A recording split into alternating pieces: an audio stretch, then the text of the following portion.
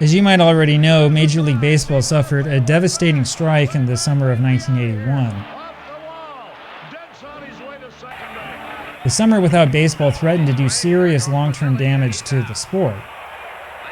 And believe it or not, it was games of Strat-O-Matic Baseball that gave radio stations and media outlets at least something to report on during all the chaos. The small company had come a long way from the days of obscurity in the early 1960s. And in hindsight, these stories of how Hal Richmond was rejected by major game manufacturers seem absolutely ridiculous.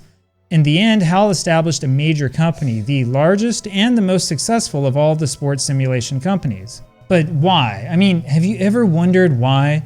What makes Strat-O-Matic stand out so much? What's the charm? Well, let's take a little look and see if we can't figure that out. Now, today we're going to take a deep dive into the basic game, not the advanced game or the super advanced game. We're just talking about the basic game, because the basic game is where you will find the charm of Strat-O-Matic on full display.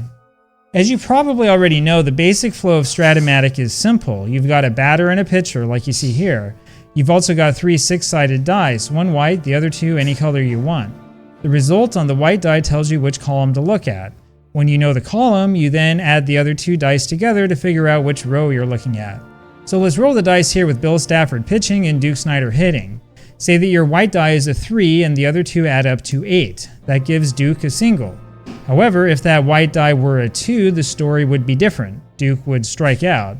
And if the white die gives you a 4, we get another result. That would be a pop out to first base.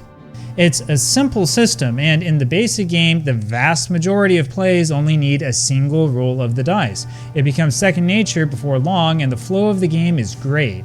Now, it's not extraordinarily difficult to figure out how the math works here. In fact, we can walk through at least a little bit of the math to give you an idea. I stole this handy chart from an unnamed website that I found through a quick Google search. It shows you what the 2 dice add up to. As you can see, this 7 is the most common number. 2s and 12s, on the other hand, are the most scarce. Now, the person who put this website together was kind enough to provide this table as well, which makes things a little bit more clear. Remember, though, that we're dealing with 6 different columns. Every single one of those numbers has a 1 out of 6 chance of being rolled. I stuck together this really quick and dirty spreadsheet to show you this. Any particular result in row 7 is going to have a 2.78% chance of being rolled in any given plate appearance. Meanwhile, your chances of getting a specific 2 or 12 roll is 0.46%.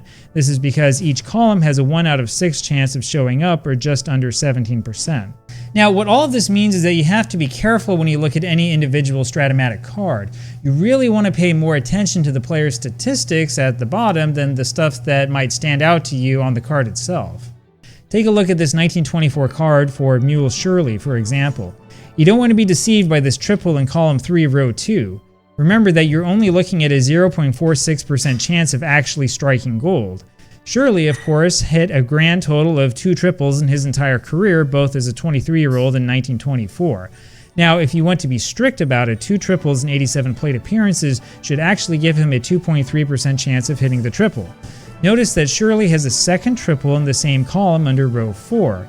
You've got a 1.39% chance of hitting that one. Now, if you add these 2 numbers together, you actually get a 1.85% chance of getting a triple, a little bit shy of his 2.3% record in real life. So what gives? Well, you have to remember that half of the results come from the pitcher's cards as well. So the extra triple chance comes from the average pitcher that Shirley is going to face. Now, I don't know precisely what formula was used, but I can give you a really quick and dirty estimate. Well, in 1924, American League pitchers gave up 553 triples. They faced a grand total of 48,447 hitters.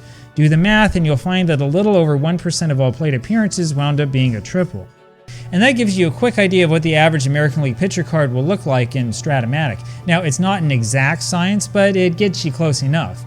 And you have to remember that Shirley isn't going to face Washington Senators pitching, which might make a little bit of a difference. In a nutshell, though, this is the most basic way that Strat-O-Matic baseball math works. Now, if you look at the card for Lance Richborg, also from 1924, you'll notice something interesting. That would be these split results. He's got 3 of them. Let's look at this one under column 1, row 5, for example. On our chart, we see that the probability of hitting that specific number is 1.85%. Now, his result tells us that we need to roll the 20-sided die and that he gets a triple if he gets a 1 through 5. Now, if we want to figure out his chances of getting that triple, we need to take 1.85% and multiply it by 1/4. What we get in the end is 0.46%, a pretty rare event. And of course, we could do that math for every single possible outcome on every single player card. It would be tedious, but that's how you start reverse engineering the game if you really wanted to. You see, the 20-sided die, or the 20-sided split deck that Hal Richmond started to use, gave him the ability to fine-tune his results in a way that far exceeded the double-column innovation that J. Richard Seitz had come up with for APA in the late 1950s. Strat is really a game for the true math fanatics. Now let's look at Richboard's card again. You'll notice that his good results are all grouped together in column 1. This is common in Strat-O-Matic and is one of the real endearing features of the game. Both hitters and pitchers tend to have a single column where the really good results are. Jack Spring, for example, was not much of a pitcher for the Angels in 1962. He gave up more than a hit per inning. His good column is column 6, assuming that he has good fielding, and that might not be a really great assumption to make. Freddie Lindstrom's 1924 card absolutely thrives in column 3. Frankie Frisch, meanwhile, really wants to roll something in column 2. And this pattern goes way back. This 1962 Roger Maris card, for example, has most of its power in column 1. Teammate Mickey Mantle's magic column is column 3. Of course, you also don't want to ignore all of those nice walks in column 1. We don't talk enough about this, but the truth is that the development of sabermetrics really had a lot to do with Strat-O-Matic. In particular, the recognition that bases on balls were really an offensive weapon came largely because of Strat gamers fiddling around with lineups trying to figure out who they wanted to start where. You see, most people who played games like APA would just use the included lineup sheet to tell them who to bat where.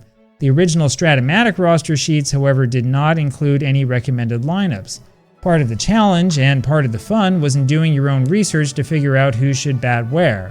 Of course, you could always dig through the sporting news and try to use game-by-game lineups, although you would need to figure out what to do for the players who didn't receive cards. And I'm sure that there were players who did that. My guess, though, is that the majority of Strat players decided to take the challenge and fiddled around making their own lineups. And guess what? Putting guys who get on base up at the top works a lot better than leading off with guys who don't get on base. It's one of those great lessons that a generation of baseball analysts learned from Strat-O-Matic. Now, the other fascinating part of Strat-O-Matic math is in the X chart. You see, Strat really isn't a 50-50 game. Every pitcher has a number of these X chart lookups on his card, and they tend to be scattered around. So if you look closely at that Steve Carlton card, you'll realize that there are 2 X-chart roles for the shortstop. You can also find 2 X-chart roles for the second baseman in a similar situation. Meanwhile, he's only got a single X-chart role for the pitcher, column 5, row 3. This more recently created Walter Johnson card has a similar trend. There are 2 shortstop X-chart lookups in relatively frequent locations. There are also 2 second baseman X-chart lookups, one on row 6 and one on row 2.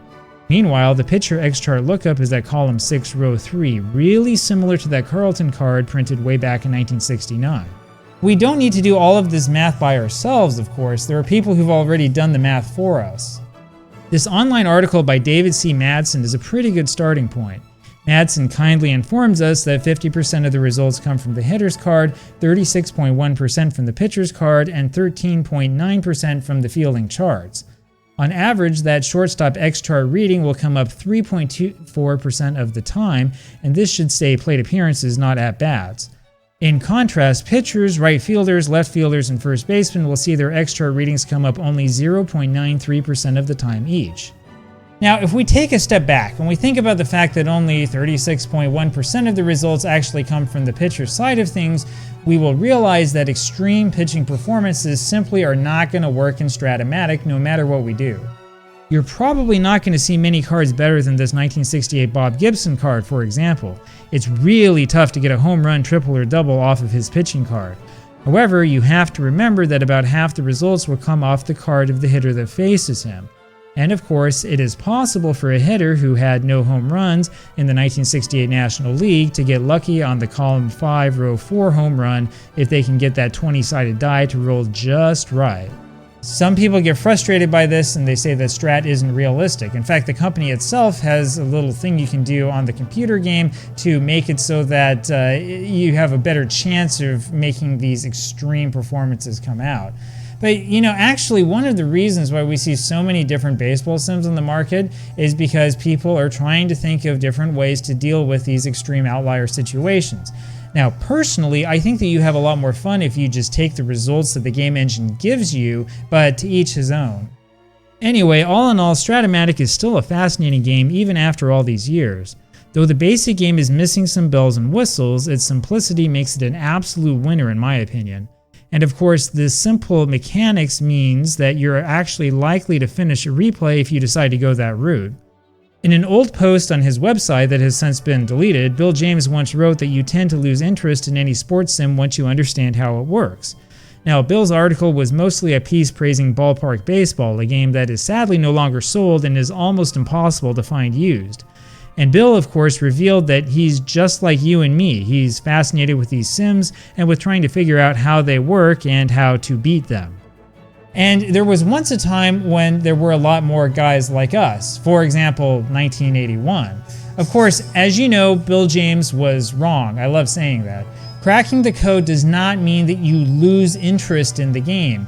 Instead, it means that you do what you can to try to fix the game. It makes you gain interest. And Hal Richmond never realized that the 1981 strike was actually a golden moment for his game. I suppose that sales might have slumped slightly for a time. The truth, though, is that original 1981 season cards are expensive and hard to come by. And the other truth is that the fascination with Strat-O-Matic literally helped save the game of baseball. That's a story that really ought to be retold time and time again. Anyway, so what's the fascination with Strat-O-Matic? Well, the answer is simple. It's a game that you can play quickly. For me, it's about 20 minutes a game, and I haven't even played that many games with it. It's a game that does not require a ton of math, and it doesn't make you roll a whole ton of different dice. It's a game where you can see the lucky columns for each player at a glance, but it's also a game that challenges your analytical abilities. In that sense, Strat-O-Matic's baseball basic game is really the ultimate baseball sim.